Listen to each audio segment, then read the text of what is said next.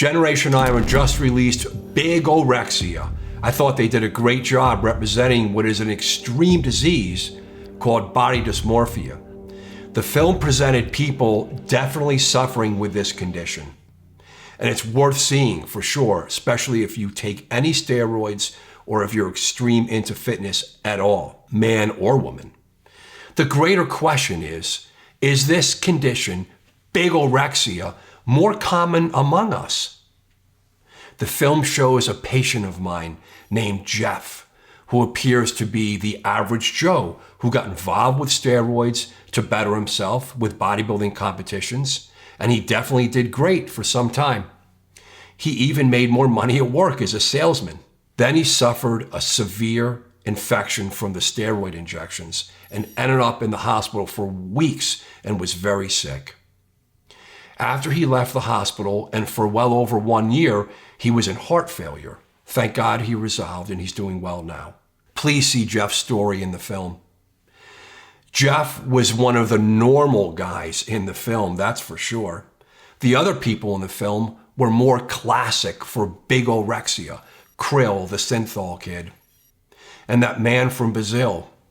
These are unbelievable examples of extreme bigorexia for sure. They also presented Janae Marie Kroc, who's a former Marine, super elite world level powerlifter who transitioned from a male to a female and suffers with losing her strength as she lowered her steroids to become a woman.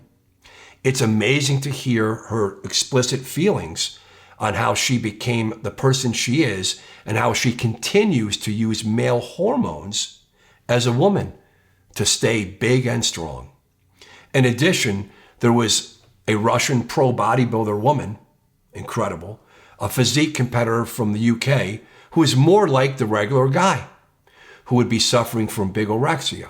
And there was a man who was over 600 pounds and now is in incredible shape, thanks to what he calls positive bigorexia. You gotta see this. What do you guys think about bigorexia? We know that the extreme cases are real for sure, but what about regular guys like you and me? I definitely have some of this, but I've been able to keep it under control. Many will say that, like being very competitive and hard driving on yourself, the benefits can outweigh the risks. Anyone who is very successful has some OCD, that's for sure. When does it cross the line? I'd love to hear your stories here. Have you had this, bigorexia? To what extent? How is it positive for you? Negative for you? Did your health become affected? And what advice can you give us here? In the end, life is full of challenges, and learning from each other is key.